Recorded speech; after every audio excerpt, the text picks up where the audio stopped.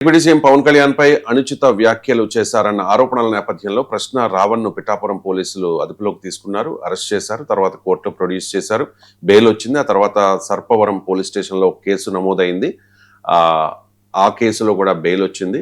ఇప్పుడు తాజాగా కృష్ణా జిల్లాలో ఒక పోలీస్ స్టేషన్ లో కేసు నమోదైంది, అక్కడికి తీసుకెళ్తూ ఉన్నట్టుగా తెలుస్తోంది. ఇలాగే అంటే ప్రశ్న రావణ్ మీద దాదాపు 30 కేసుల వరకు ఉన్నట్టుగా సమాచారం. చాలా మంది జన సైనికులు, కూటమి నేతలు కూడా వివిధ పోలీస్ స్టేషన్లలో కేసులు పెట్టారు. ఇప్పుడు ప్రకాష్ రాజ్ ఒక క్వశ్చన్ చేస్తూ ఉన్నారు, మరి ఇలాగ ఒకదాని తర్వాత ఒకటి అరెస్ట్ చేసుకుంటూ తర్వాత కోర్టు ఏమో బెయిల్ ఇస్తూ మళ్ళీ అరెస్ట్ చేసుకుంటూ ఇలా ఎందుకు చేస్తూ ఉన్నారు అని చెప్పేసి జస్ట్ ఆస్కింగ్ అంటూ ప్రకాష్ రాజ్ క్వశ్చన్ చేస్తూ ఉన్నారు. రావణ్ణి మధ్యరాత్రి హైదరాబాద్ లో అరెస్ట్ చేసి పెద్ద బిల్డప్ ఇచ్చి ఆంధ్రప్రదేశ్ తీసుకెళ్లారు. కోర్టు ఈ కేసులో అరెస్ట్ చేయలేమండి అని బెయిల్ ఇచ్చింది. ఇమ్మీడియట్ గా ఇంకో కేసు వేసి మళ్ళీ అరెస్ట్ చేశారు. అప్పుడు కూడా కోర్టు లేదండి దిస్ ఇస్ నాట్ రైట్ అని మళ్ళీ బెయిల్ ఇచ్చింది. మళ్ళీ ఇంకో కేసులో అరెస్ట్ చేస్తారా? ఇలా ఒక 30 కేసులు రెడీగా ఉన్నాయంట కదా. మళ్ళీ మీరు తప్పు చేస్తున్నారు, ఇలా అరెస్ట్ చేయలేదంటే మీరు ఇంకో 30 కేసులు పెట్టి అధికారాన్ని మిస్యూజ్ చేస్తూ ఎక్కడి దాకా వెళ్తారు? ఏంటిది సిగ్గులేని ఏంటి కక్ష సాధింపు? ఏం చేయాలనుకుంటున్నారు? జనాలు చూస్తున్నారు. They are seeing your frustration. We are all watching this frustration. You can't misuse power like this. Hope you release him soon. చాలా మంది తెలంగాణ జర్నలిస్టులు క్వశ్చన్ చేస్తూ ఉన్నారు, సార్ అసలు ప్రశ్న రావణ్ ఏం తప్పు మాట్లాడాడు? నిజంగా అతను తప్పు మాట్లాడి ఉంటే చట్టం ప్రకారం అతన్ని శిక్షించవచ్చు, కానీ ఏం తప్పు మాట్లాడలేదు కదా. మరి గతంలో పవన్ కళ్యాణ్ ఇలాగే కదా వైసీపీ నాయకులను ఉద్దేశించి, జగన్ను ఉద్దేశించి మాట్లాడారు. మరి రావణ్ చేసిన తప్పేంటి అని క్వశ్చన్ చేస్తూ ఉన్నారు సార్. గతంలో పవన్ కళ్యాణ్ మాట్లాడిన మాటల్ని, ఇప్పుడు రావణ్ మాట్లాడిన మాటల్ని కంపేర్ చేస్తూ ఒక వీడియో కూడా రిలీజ్ చేశారు. ఆ వీడియో ప్లే చేయండి. పళ్ళు రాళ్ళ కొడతాను కొడకల్లారా, ఒకడికి చెప్తున్నాను, అరే ఎదవల్లారా, సన్నాసిల్లారా, చలకల్లారా, దద్దమ్మల్లారా, నా సహనం రా ఎంతకాలం మిమ్మల్ని రక్షించింది, నా సహనం. నా భాషను కొద్దిగా మన్నించాలి, ఎందుకంటే ఈ భాషను నేను నేర్చుకుంది పవన్ కళ్యాణ్ దగ్గర నుంచే. చెప్పు తీసుకొని కొడతా కొడకల్లారా, మతాల మధ్యలో చిచ్చు పెడితే చెప్పు తీసుకొని అటు ఇటు తిప్పి మార్చి కొడతాం కొడకల్లారా. Right sir. అంటే పవన్ కళ్యాణ్ మాట్లాడినట్టే రావణ్ మాట్లాడారు, పవన్ కళ్యాణ్ క్వశ్చన్ చేసినట్టే రావణ్ క్వశ్చన్ చేశారు. పవన్ కళ్యాణ్ జన సైనికులకు చెప్పారు ప్రశ్నించమని, అదే రావణ్ చేశారు.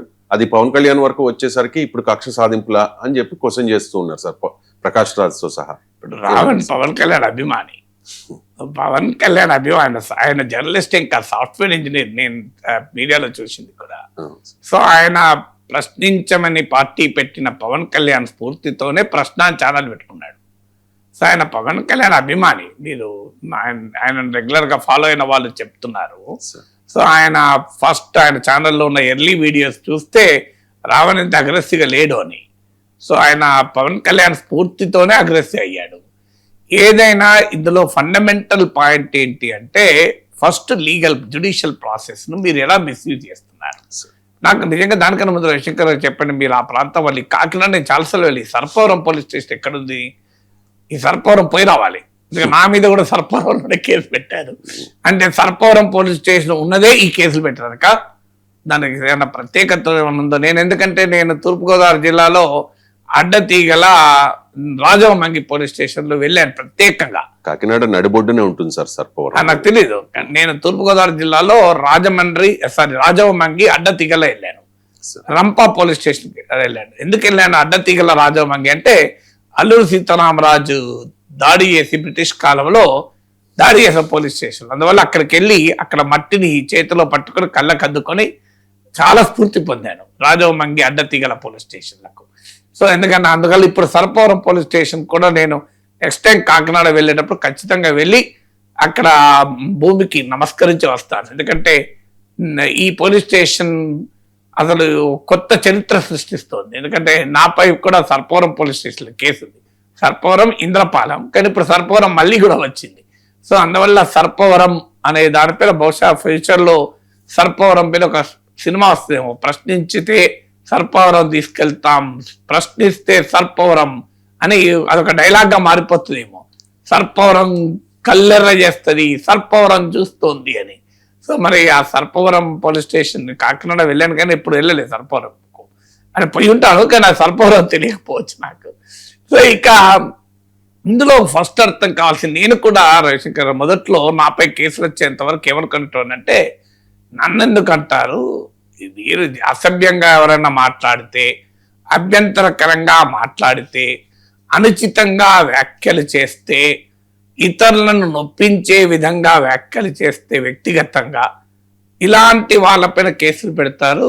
రీసెంట్గా పొలిటికల్ అనాలిసిస్ చేస్తే నొచ్చుకుంటారేమో, నొప్పి పెడుతుందేమో, కానీ కేసులు పెట్టరు అని నేను చాలా కాలం అనుకున్నాను. ఎందుకంటే నేను 40 ఏళ్ళుగా జర్నలిజంలో ఉన్నాను. ఫస్ట్ ఆర్టికల్ 1984 సెప్టెంబర్ 10th నాడు రాశాను. 42 ఏళ్ళుగా రాస్తున్నాను, మాట్లాడుతున్నాను. 2003 అంటే 23 ఏళ్ళుగా, నాట్ ఓన్లీ అంతకుముందు ఈ టీవీలో వచ్చేవాడు, టీవీ నేను రాకముందు, అంటే 25 yearsగా టీవీలో మాట్లాడుతున్నాను. నేను చాలాసార్లు చెప్పాను, మీరు కూడా బహుశా అంగీకరిస్తారేమో. యాంకర్ల తర్వాత టెలివిజన్ స్క్రీన్ పైన ఎక్కువ కనబడ్డ వ్యక్తి నేనే తెలుగులో. బహుశా దెర్ ఇస్ నో మెజర్మెంట్, కానీ లైవ్ లో కూడా 1000 గంటలు మాట్లాడారు, కానీ ఎన్నడూ ఒక్క మాట తప్పు దొరలే. మీరు ఇప్పుడు 2.5 ఏళ్ళు దాటిపోయిందిగా మనం మాట్లాడబట్టి. మీరు ఎప్పుడైనా లైవ్ లో చాలా డిఫికల్ట్, ఎందుకంటే బై మిస్టేక్ కూడా ఒక పదం తప్పచ్చు, కానీ ఒక్క అభ్యంతరకర పదం లైవ్ లో ఇన్ని 1000 గంటల మాట్లాడినా ఒక్క పదం కూడా దొరలేదు ఇంతవరకు, నాకు తెలిసినంత వరకు. ఇక మిగతా దగ్గర మాట్లాడేదైతే అసలు ఇంకా దొరలే స్కోపే లేదు. మరి నా పైన కేసులు పెట్టినాక నా ఆలోచన సరళి మారింది. ఓహో, ఈ కేసులు పెట్టడం మనం మాట్లాడే తీరుతో సంబంధమే లేదు, మనను నోరు మూయించాలనుకున్నప్పుడే కేసులు పెడతారు. అందువల్ల ఎందుకు ఈ మాట చెప్తున్నా అంటే, ఇప్పుడు రావణ్ వీడియోలు చూసిన వారు, ఈయన ఇంత అగ్రెసివ్గా మాట్లాడాడు, పవన్ కళ్యాణ్ పైన ఇంత అన్యాయంగా మాట్లాడాడు అని కూడా సోషల్ మీడియాలో ఒక వర్గం రావణ్ పై చర్యలు సమర్థిస్తోంది. అంటే ఆయన మాట్లాడిన తీరు వల్లనే ఈ కేసు, అంటే కాజ్ అండ్ ఎఫెక్ట్ అంటారు కదా, కార్యకారణ సంబంధం. అంటే రావణ్ ఇలా మాట్లాడాడు కనుక ఆ కేసులు పెట్టారు కనుక కేసులు జస్టిఫైడ్, ఎందుకంటే అలా మాట్లాడాడు కదా అని అనుకుంటున్నారు. కానీ నా కేసు తర్వాత నాకు అర్థమైన సంబంధమే లేదు.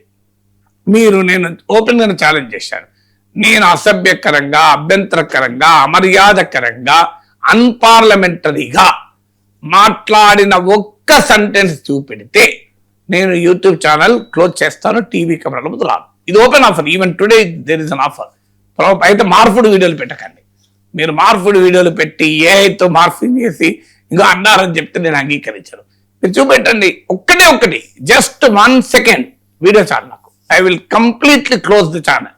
నేను అసలు యూట్యూబ్ కూడా వదిలేసి ప్రశాంతంగా నేను చెట్లు, మొక్కలు, చెరువులు, కొండలు, గుట్టలు తిరుగుతూ ఆనందంగా ప్రకృతితో, నాకు చాలా ఇష్టం ప్రకృతి అంటే, ఆ జీవితం గడుపుతాను. ఈ జీవితంలో బయటకు వచ్చేస్తాను.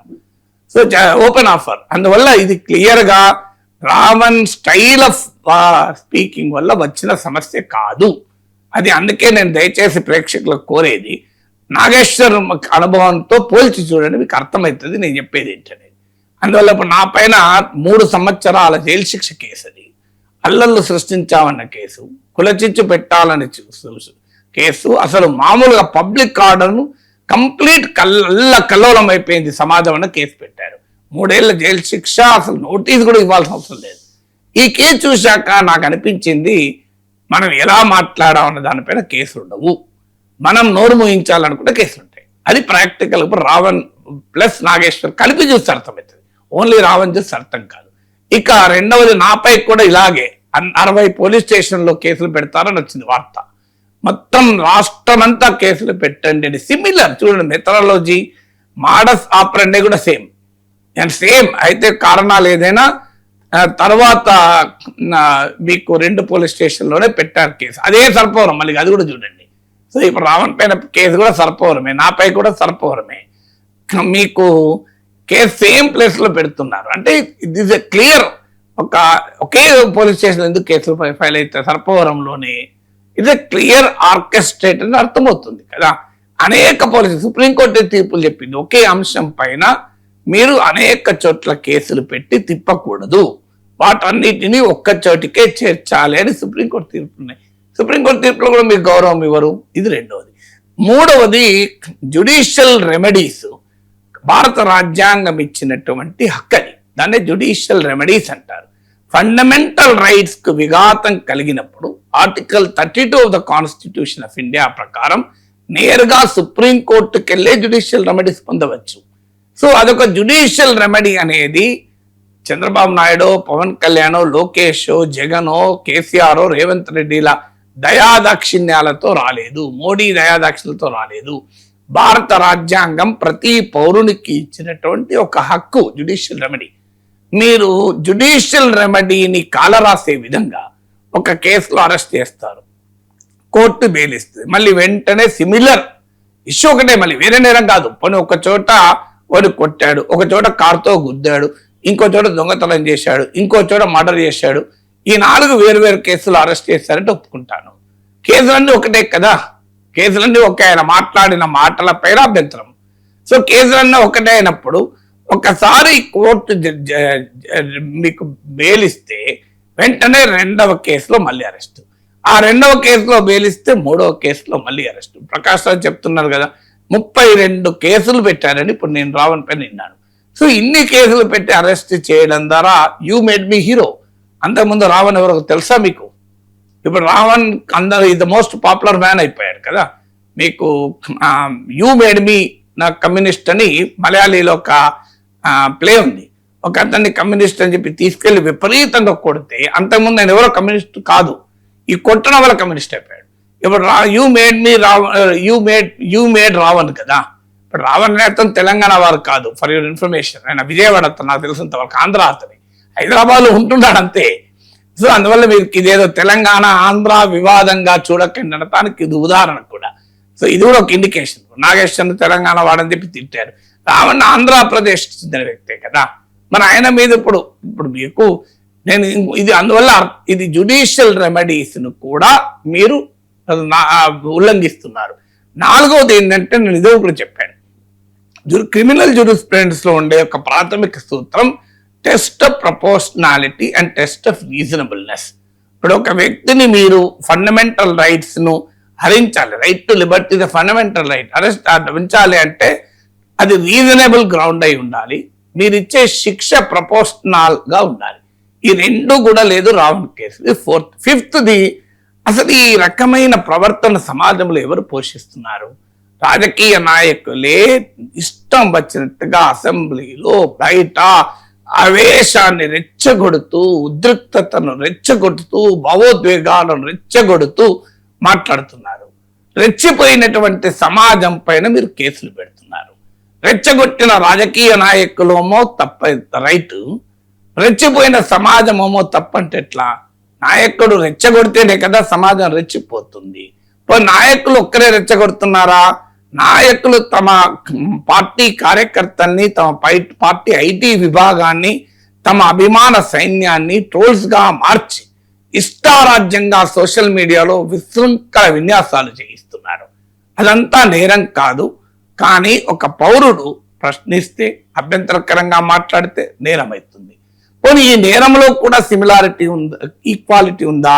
ఇప్పుడు నేను మొన్న కూడా చెప్పాను, నా పైన అత్యంత నీచంగా 6 వారాలు, 4 నెలన్నర నుంచి కేసు మాట్లాడుతూనే ఉన్నారు కదా.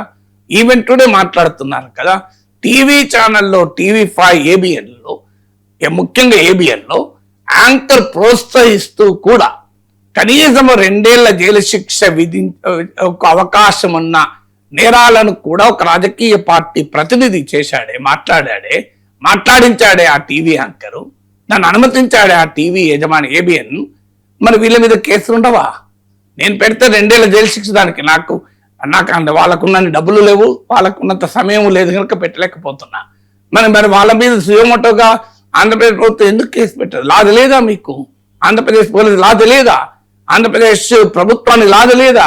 అయ్యా ABNలో నాగేశ్వర్ పైన ఒక రాజకీయ పార్టీ అధికార కూటమిలో ఒక భాగమైన ఒక రాజకీయ పార్టీ ప్రతినిధి మాట్లాడింది, అతన్ని మాట్లాడించిన యాంకరు, దాన్ని అనుమతించిన యజమాని పలానా చట్టాన్ని ఉల్లంఘిస్తున్నారని మీకు తెలియదా? దానికి 2 ఏళ్ల జైలు శిక్ష మీకు తెలియదా? మరి ఎందుకు కేసులు పెడతలేరు? అంటే మరి రావణ్ కోనీతి మీకో నీత, నాగేశ్వర్ కోనీతి మీకో నీత? దీనికి ప్రశ్న ఉండాలి కదా, ఆన్సరు.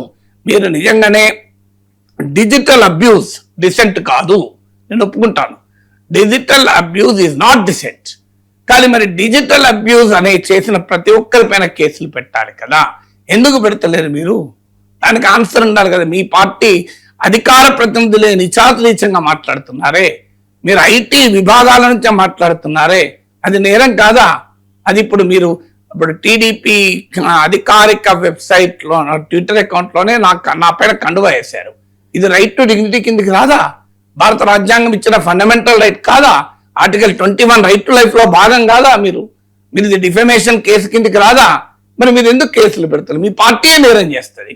రాష్ట్రంలో అధికారంలో ఉన్న పార్టీ ఏమో బహిరంగంగా నేరం చేస్తుంది, నేరాలు ప్రోత్సహిస్తుంది, నేరాల పట్ల ఉదాసీనంగా ఉంటుంది. ఇతరుల పైన మీరు కేసులు పెడతాను అంటేనే ప్రశ్నలు వస్తున్నాయి. మీరు న్యాయంగా ఉండండి, మీరు ధర్మంగా ఉండండి, ఇతరులను కూడా న్యాయంగా ధర్మంగా ఉండమని అడగండి. నేను ఎప్పుడైనా చేశానా మీ పార్టీ నాయకులకు? నేను వేరే వాళ్ళకి కండువాలు వేసానా? మీరు నాకు కండువ వేశారు. నేను ఎప్పుడైనా ఏబిఎన్ రాధాకృష్ణ టీడీపీ కండువ వేసానా? నేను వేయలేదు కదా.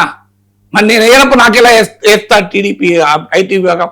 అఫ్కోర్స్ ఏబిఎన్ వేయలేదు, చెప్తాను. నేను ఎప్పుడన్నా రాధాకృష్ణను అవమానకరంగా మాట్లాడానా? మరి రాధాకృష్ణ ఛానల్లో నన్ను అవమానకరంగా ఎట్లా మాట్లాడతారు? నేను యాంకర్ పైన ఎప్పుడన్నా అవమానకరంగా మాట్లాడానా? మరి యాంకర్ నన్ను ఎలా మాట్లాడిస్తాడు? ఆ పార్టీ పైన నేను ఎప్పుడన్నా అభ్యంతరకరంగా మాట్లాడానా? మరి నా పైన ఎందుకు మాట్లాడుతున్నారు? అంటే నాకు లేదా హక్కులు, నాకు లేదా చట్టం, మీకు మాత్రమే ఉంటుంది ఆ చట్టం? ఇది నేను అడుగుతున్న ప్రశ్న.